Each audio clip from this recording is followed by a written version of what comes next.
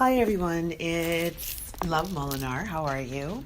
I wanted to talk a little bit about we're in such an auspicious time with energy, I feel right now, especially with twin flames, soulmates, and these deep soulful connections that have, shaped and changed our lives in ways that we could have never imagined, and some of us, haven't really imagined it, but we're living through it.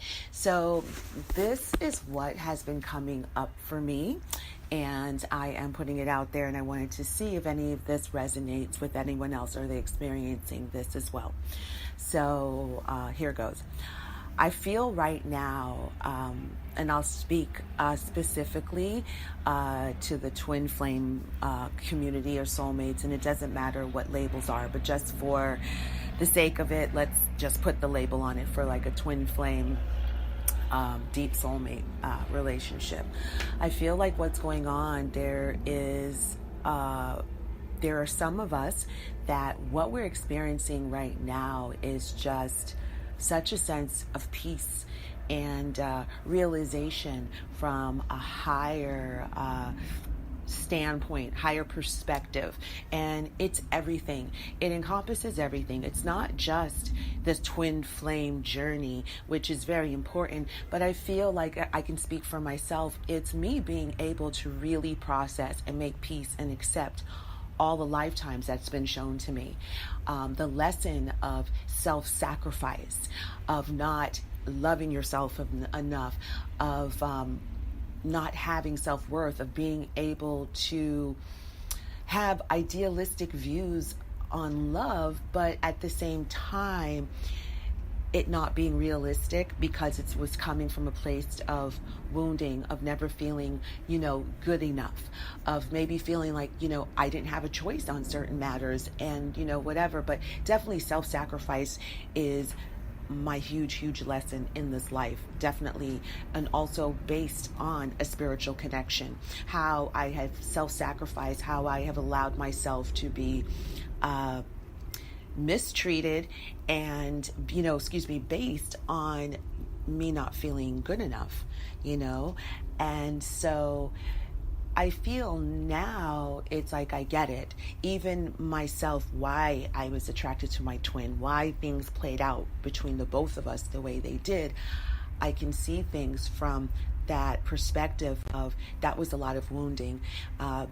Any love, you want to have it to be balanced, and that's with anything. Love is an energy. It's not only romantic love. And, this experience has brought to me balance. Like, I finally understand that I love myself and my self-worth more than anything. I don't need someone else to complete me or validate me. I also understand that there's always potential for great love, right? And on the twin flame journey, a lot of us, soulmate journey, we want that. We want this great all-encompassing love. However, it's there, but it takes two people, and free will win out every single time. And it's not about you're meant to be together and you should wait, and they're victimized in their situation and we're trapped. Initially, we all go through that stage. However, as you go along, as you continue to focus on yourself, love yourself, take responsibility, understand how your own actions play out in your wounding, that is the perpetual cycle, you'll start to come into an understanding of expansiveness, not only with yourself, but with love and people in general. You'll start to understand that although how deeply painful it is spiritually, when they say we're spiritually married, and spiritually, if you spent lifetimes with a person, yes, it feels like the ultimate betrayal in this lifetime when they're choosing someone else other than you.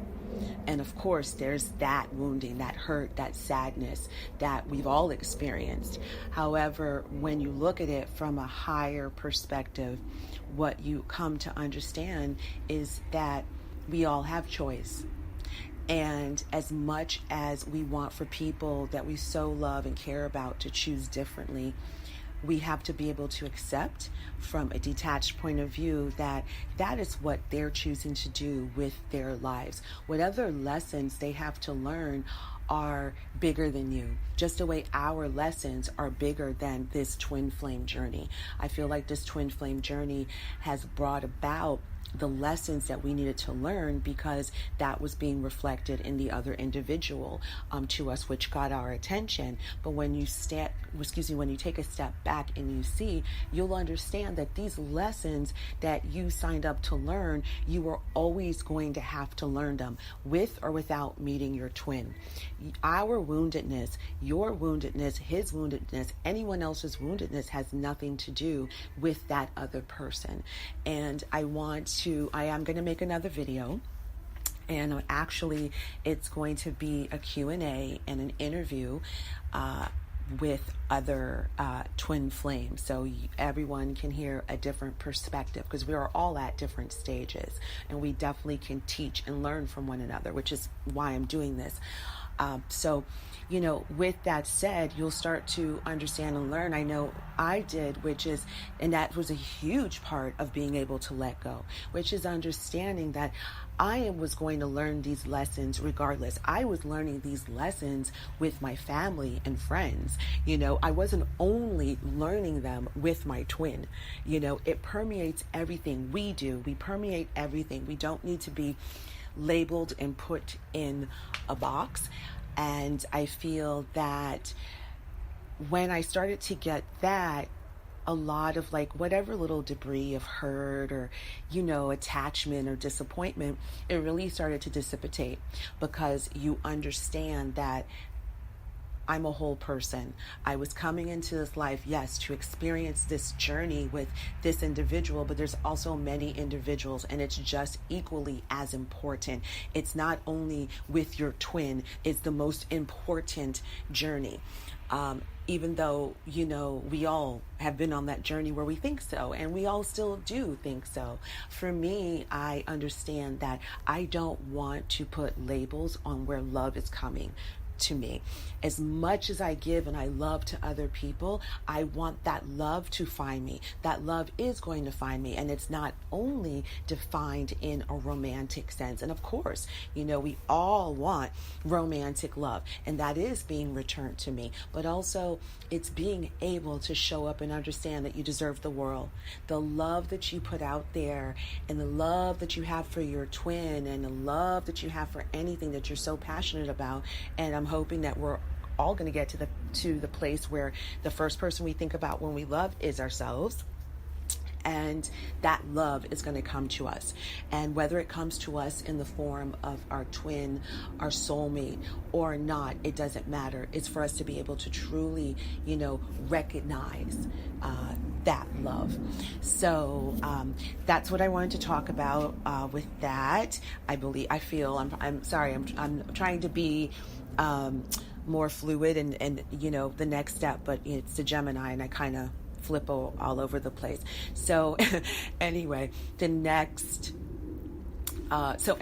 a part of what's been going on. I feel like it's definitely a closing out of a cycle. There's a certain amount of lightness that I've come into. There's a certain amount of peace and acceptance that I've come to with this journey, and just in my life in general, and really focusing on the practical steps of what I can do to create and manifest the type of life I've always envisioned, or in just goals. I feel that I feel like a kid. I just want to celebrate. It's a really great, auspicious time in my life. Being on the other side, I call it, of the rainbow, finally being on the other side of the rainbow, because I feel definitely I am a healed twin flame. I have done the work. I have done my healing, and I'm so grateful. I'm so happy with everything, and just being open and surrendering. I don't know what's going to happen. I do know what is going to happen is that I have the ability, and I am happy every day twin or no twin, it doesn't matter. You have to be happy every single day. And happiness comes from you. It's not a person, place, or thing. Happiness comes from inside. It's being able to know that no matter what your circumstances are, whatever you're going through, you can find a way to feel joy on that day, to put a smile on your face, to impart joy or wisdom or inspiration to another individual, and it's, to me, that's the way my life has gotten, and I get off the track with that. But anyway, let's move on to the energy, because I'll go all over the place. So I feel like for us that is on that wavelength with twins and where we are is really feeling amazing about ourselves. We understand that we are on the other side of the rainbow. We have surrendered. We understand that, like, our messages, I don't know for you, my psychic ability and my intuition is off the chain on everything. I was thinking about a song, the song came on the radio. I thought about someone, they picked up the phone, next thing you know, they were calling me. Just so many on point synchronicities and just psychic hits that I've been getting. And so that's been really interesting. Definitely a new way of being, because it is surrendering to the mystery and your truth. There's no blueprint where we have to know and understand every single thing before we are able to take action. That part of life for the collective that I'm talking about, group of people I'm talking about, we've come into a different understanding, and that we're leaving that part, that way of being. Also, I feel lots of fertility around this. Fertility in everything. Fertility in abundance. Fertility definitely with baby makings. The new youth that are coming from these unions are going to be powerful. I feel Kundalini awakenings are definitely going to happen between twins and soulmates when they actually have 3D intercourse. I feel that it is going to be an unforgettable experience for both parties involved. Lots of intensity, lots of tears, and you guys are going to be surprised who's going to be crying. I've seen visions, and I keep like, oh yeah, no, the masculine is crying, outward masculine, because we already know divine feminine, divine masculine, everybody holds that. That's what makes us whole. That's why you're not looking for another person to make you whole. You have both of that, and your outwardly gender has nothing to do with your energetic inward gender. So I'm talking about outward gender, so which are divine males, and a lot of them, I mean, currently, and I'll talk about that in a minute, they will be crying during sex. So get ready. Feminines, they are going to be crying. The experience that they have with you is going to be profound on both sides. But I've been really feeling it with the masculines lately. I feel like the masculines have been extremely sexually attracted to their divine feminine, to their twins. Just like maddening sexuality, like coming and like in your dream space, and you'll just see you and this person doing this sexual act. And it'll just like repeat. You'll just push it out of your head. Well, some of us do. And then, you're like, oh, and then it comes back again. And it's like, that's them coming to you because they're showing you that's what I'm thinking about. I want to do with you, and so that's a trip. And we'll talk about that with my other twins on the podcast. So also with fertility is being able for all of us who are entrepreneurs thinking about starting your business, thinking about going back to school to acquire a different skill. I feel like we're really coming into a time of, remember I talked about this in my other video, graduation, of when you are 18 or when you get out of college and like the world is literally your oyster, like New Jack City. The world is your oyster, but yet you have all this experience from the last how many years. So you're more equipped for success and happiness than when you were actually 18 and 24 or 25. And it's being able to go, what do I want to be? How can I define the next 30, 50 years of my life, you know, and for some of us that is going back to school. For some of us that is taking a chance and starting your own business. For some of us that is a complete different career change. But I definitely feel the fertility is abundance and prosperity in all areas of our life. It's that love energy of being able, and I know it sounds trite and silly, but to be in the flow of the energy of the flow, not allowing for it to just see where it takes you because you're co-creating, but being able that if you want to walk diagonal,